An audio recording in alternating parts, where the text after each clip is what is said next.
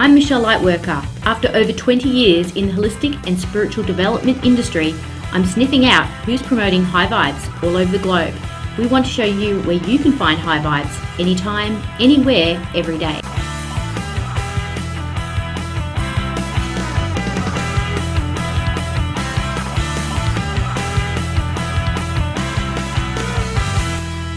Hi everyone, it's Michelle Lightworker from High Vibe Hunter, and I'm here with Steph from Magically Eccentric, the modern day contemporary shaman. And she's going to share with us some amazing, beautiful tools that she works with that will help us to encourage us to connect with the medicine and the high vibes from animals. So, yes, welcome. Thank you. Nice to be here.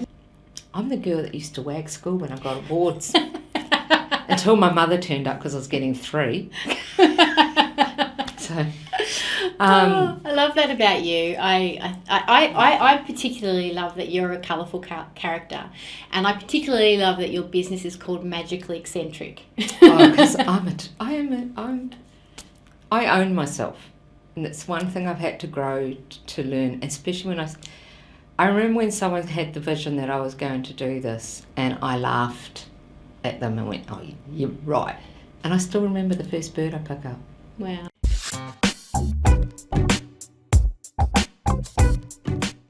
In a joking sense, a woman who picks up dead things. Basically, I'm just the vessel of the animal, and the animal tells me what it wants done, but it even tells me if I'm not to use it, which means it either gets brought home for burial, or if it's right, I put it on the side of the road under a tree, because there is a feeding chain for them.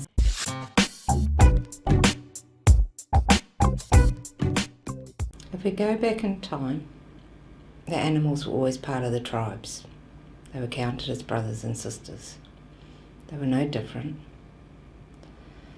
And we've forgotten that they used to walk with us to give us their medicines, and their medicines are quite direct. Every time one crosses my path, and even as I was about to leave for here today, dragonfly came along, and ibis crossed my path 3 times on the way here. So I give honour to the sacredness of what I do and the animals, and I cherish what they allow me to do, and that I can listen to them and hear them speak their messages when they want their message put out.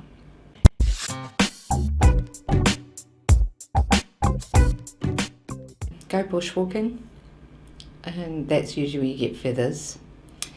Sides of the road, animals being hit. Sometimes I find a live one. If it's fixable, and within my abilities, I take it home, heal it. When it's ready, I release it back where I found it, most important, or I get it to a wildlife rescue. If they're too far gone, I hold space for them and do energy work till they pass. And then I ask permission if I'm allowed them or not. Not always I'm allowed to take them home, so it's up to them. And then, because I've got a few friends and neighbours, they turn up with animals for me. So, yeah, a few people know what I get up to, so it's amazing how many phone calls I get. Steph, I just found this.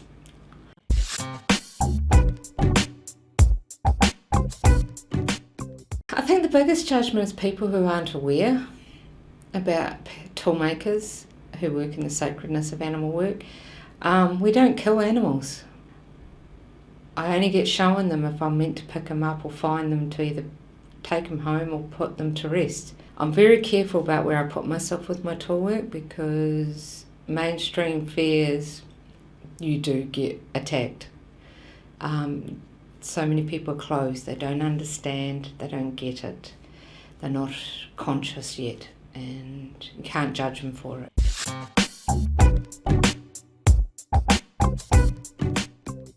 So this tool is a tool rebirth.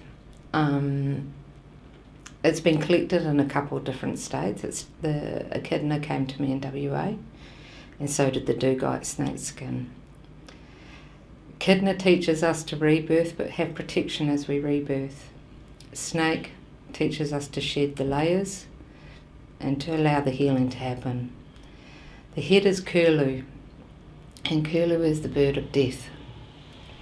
He came from far north Queensland, and he teaches us that we have to rebirth ourselves through total death of all we know to come out again. The piece of wood is from my girlfriend Gidge's land.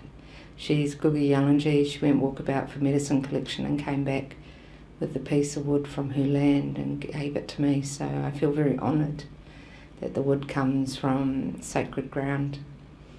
And it came from my Indigenous girlfriend, which I'm proud of what she does. So this tool's not a light-handed one. Very confrontational when you have a head on it. But the head contains its intelligence, the smartness, its direction, how it sees everything that's put before me. And curlew is always my visitor when I go north. He turns up under my window to talk to me. And every time, doesn't matter. And I've only ever been gifted two. So they don't come, some birds don't come very often to me. They only come when I've got lessons to learn.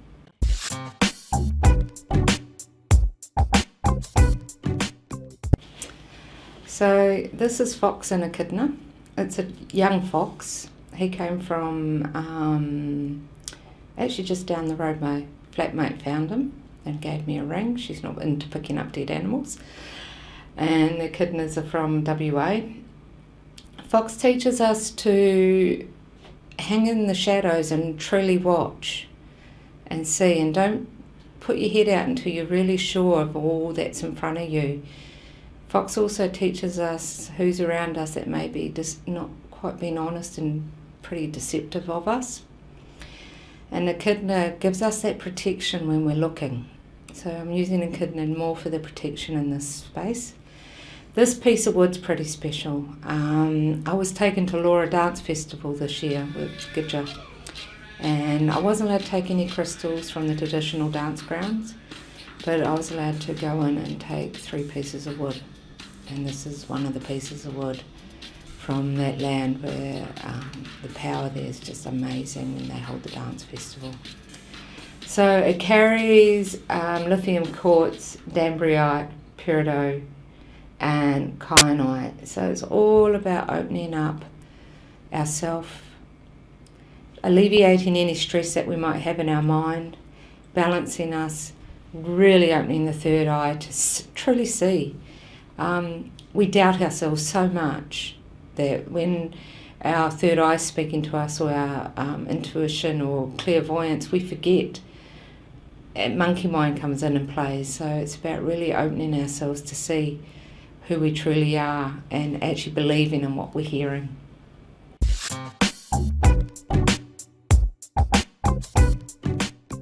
So this is Raven from WA. We have ravens and crows in this country. You've got to really distinguish where they actually come from. This is a smudge wing, but I also believe it can be used as a healing tool. So I use animal medicines in my healing where I put them on their body. So you actually are calling the medicine of the animal. So Raven teaches us to step into the darkness, into the void. And in the void there's light. There's always light, and he'll hold our hand and walk us through it and remind us about synchronicity and the magic in life that we keep forgetting, and he'll take us through. You just got to trust in him, and his call's always relevant. We have a whole crew on where we live out in the country. But yeah, you can use it to smudge, for clearing houses. Use it as a sacred tool where you place it on you or on someone when you're meditating or in a healing. But it's a ceremonial tool.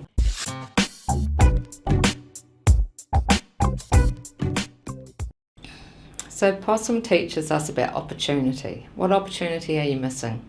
What's being presented before you that you're not actually seeing? And this boy, he came from WA. I found him on the way to a fair. So this is a copper wand. The copper's actually totally filled with crystals that totally relate to the possum medicine.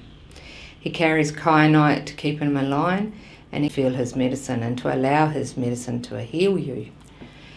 Again, can be used as a healing tool, not just as a magic wand by laying it on you.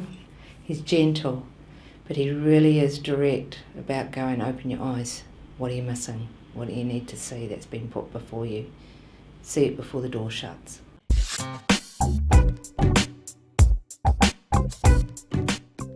So this is Ibis. He teaches us sacredness and to remember the sacredness in everything. In ourselves, in Mother Nature, in all that's around us, and even in humans that drive us a little bit nuts. They do have their own sacredness, whether they're aware of it or not.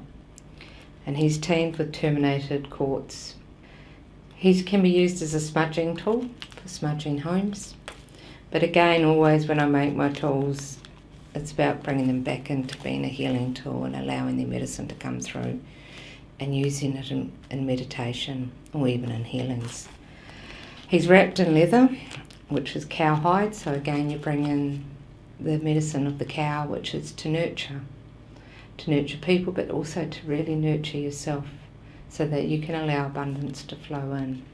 So different levers, depending on which animal they've come from, also bring in another energy with it.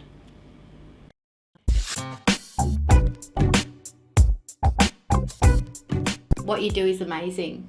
Thank you. I feel what you do. It doesn't hurt that I'm an empath and I can energetically feel the medicine coming through, and I love that you can give words to it. When I actually came to your stall at the Conscious Life Festival, I was really drawn in.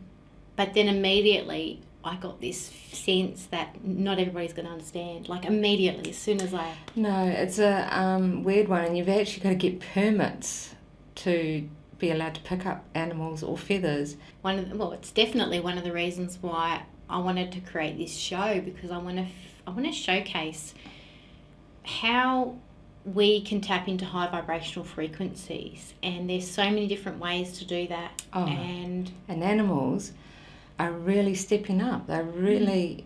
I always ask when I'm teaching, especially children or people who don't understand, what animal's been coming to you a lot lately? What's turning up all the time? And they'll come up with something, and I'll give its meaning, and they'll go, oh my God, that's so relevant. It's just trying to make people aware that they're here talking. You may not hear them in words, but they're really talking to you if you listen. Yeah, and I think that is, for me, one of the biggest things about allowing high vibrational frequencies into my being is actually being receptive. And I talk about this a lot, actually, because I know that people discuss the chakra systems. Often I find that they miss the ear chakras, and the ear chakras to me are responsible for heightened receptivity. Even the hand chakras, because if you pick something up Yeah. and you're open, you will feel an energy from something, whether it be a feather, a stone, a piece of wood. I know we may see, like people especially who feel confronted and they look at the, dead head on, they might, that's all they might see is the carcass, I guess, or the, they see the deadness, but what we're inviting people to do is to actually feel and receive the powerful medicine and the message of that animal that it's bringing into, at that particular moment in time. It's a heightened invitation, right? At that moment in time, if you've got a repeated animal, it's a heightened invitation. Oh yeah, and that animal will keep repeating itself until you get the medicine, heal it. Let's channel some animals. Righto. Okay, I got one. What am I? Rabbit. Yes. That wasn't hard, was it? Hang on, I'm making a rabbit tool this morning. Oh, there you go. What are you? Okay. No. Are you that thing that the chameleon thing that gives the thing, the frill neck lizard thing? Yeah. Oh my God! We should do like animal charades. Feel the medicine. What are you getting? That was good. That was strong. I liked that. That was awesome. Thanks, beautiful. You're awesome. Love, love, love you. Thank you. Thank you for sharing your beautiful medicine. Oh, it's nice. It feels right. And I know, and you know the funniest thing, I had a couple people go, you shouldn't be doing that. And I just looked at them and went, fuck off.